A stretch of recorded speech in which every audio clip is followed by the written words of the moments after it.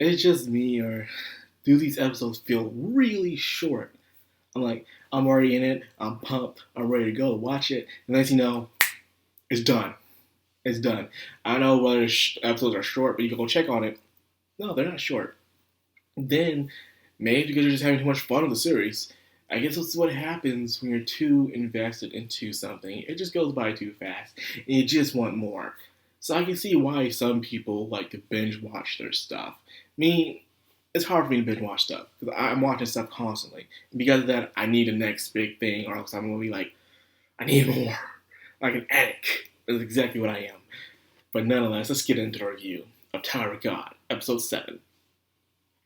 Now, this episode was kind of in a way same as the last episode, It really wanted to expand more on the characters. I like it when a show can slow down. You get to know more about the characters. You don't need to know all their backstories. You can be shown hints here and there, or probably can understand the situation they're in. But to make a good character, it doesn't mean you have to do the same old route, What's your backstory? Why you're here? You just have them to be a very interesting personality.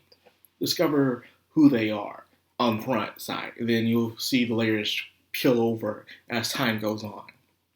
It's exactly like this is. But let's just start first of this episode. Pretty much finishing things off between Anak and Dorsey. I'm starting to like Dorsey more as the show goes on. And I'm starting to see why people think she is probably best girl. When it comes, some people say Rachel, but to be honest with you and me, I haven't read the comics, so I don't know Rachel, why is Rachel's best girl. But so what I'm seeing is that she's too kind of moody for my taste, if you know what I'm saying. So, not that invest into Rachel. But in Dorsey, yeah, Dorsey's pretty nice. And of course, Anna is showing more expressions as well. So we get to understand more about the princesses. The guy who climbed the tower became the king, and he created civilizations around the tower. Also having princesses representing him. But however, these princesses have rules. The princesses are not allowed to have intercourse, and they're not allowed to have children. So it kind of sucks. So if you want to become a princess, you gotta be very strict on it. You gotta be very focused. Love cannot be in your priorities if you want to become a princess. And unfortunately, Anak's mother had love in her priorities.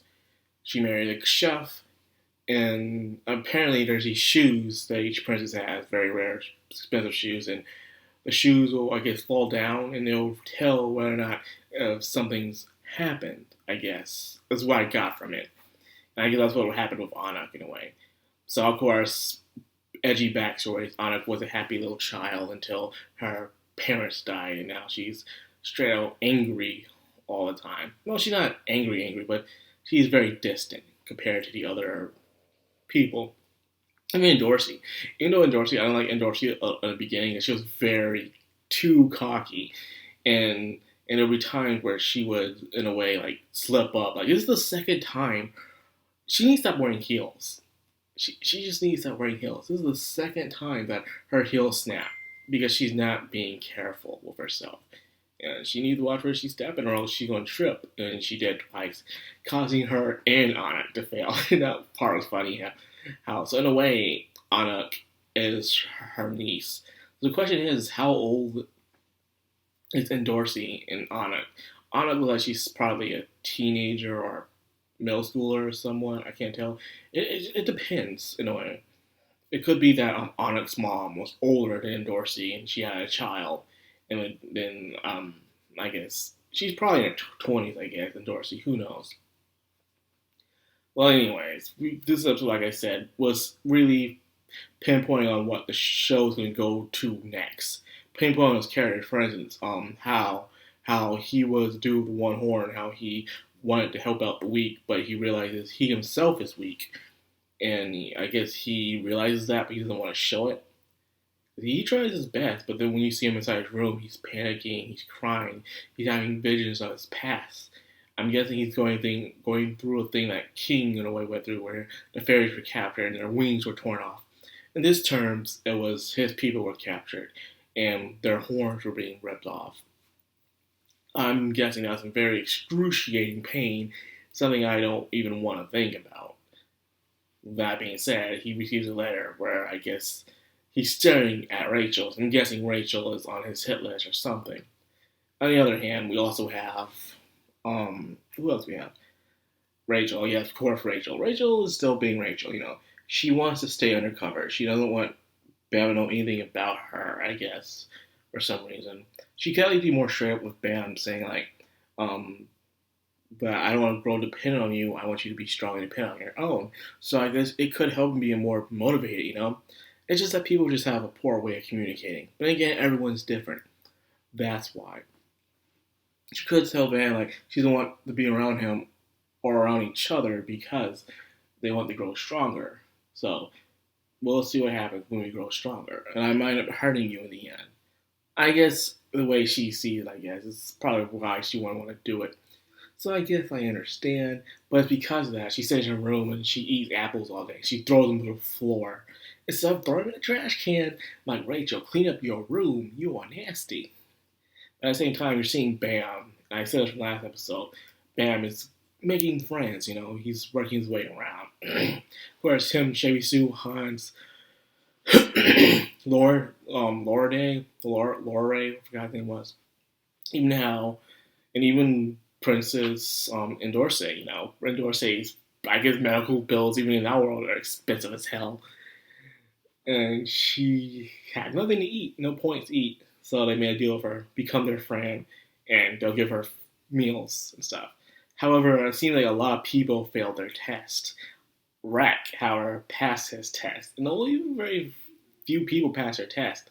Everyone else failed, so now they have to take this tag test on Team A and Team B, which is interesting. So anyways, I don't want to explain the rules fully, but it seems like they put Khan in, of course, a leader. It's only obvious for Khan. Khan is very smart, in a way. He has his smooth criminal kind of thing, his sweet briefcase, all that good stuff. So him being the team lead was obvious. And of course, Shibi Su's doing what Shibi Su does best. Being bait. Being the guy who can be the mediator between people. Get everyone to get along, try to persuade, convince people. The nudge the situation here and there. And a guy like Shibi Su was much needed. So he makes a great social worker in a way. Now, however, Bam is on the other team. And who also is on our team is also Rachel. So this should be very interesting. See what happens next. Well, anyways, last thing I want to talk about before I end this video is my complaints with Crunchyroll and even Funimation, as usual.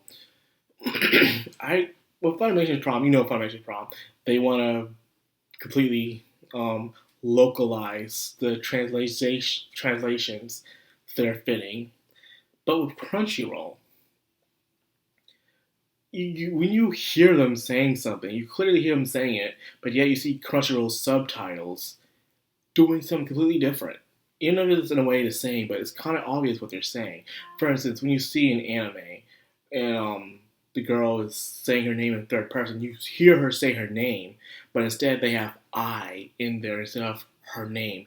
It makes no sense whatsoever. I get it's translations, but if she's saying her name in third person, we know she's saying her name in third person, so just do it.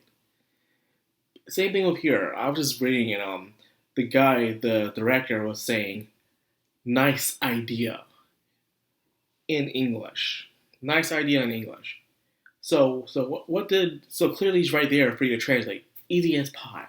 So what was the problem? Why did you have to put good idea? I know it's small, I know it's petty, but it makes no freaking sense. That's all I'm saying. You could have just put nice idea as subtitles. I'll never understand how we screw up so much on subtitles. Especially when they're right there in front of you. The screw up on. It makes no sense. Well, it would have been in even when it comes to the localization, when it comes to the books I read, I see them screwing up so much. Like Mushoku Tensei, the books I read, I've been seeing grammar errors, misspells. I don't know why they pronounce a character's name like that inside the books all the time. Then they said, it's not that hard, you should do it. Well, I'm paying for them to do it correctly. Why would I pay them? Well, I'm talking about the books anyways. I'm buying the books. Anyways, then I see other countries who do their localizations when it comes to stuff, and apparently they do it perfectly. So only other question is why can't we? That's all I'm saying. Why can't freaking we? Whatever, man. That's all I got for this. A little nitpick, a little tangent I want to do, and now I'm done. So if you enjoyed this video, you like my content, like, comment, subscribe, and of course, hit that bell icon. This has been Madcrownxox, on Anime, signing out.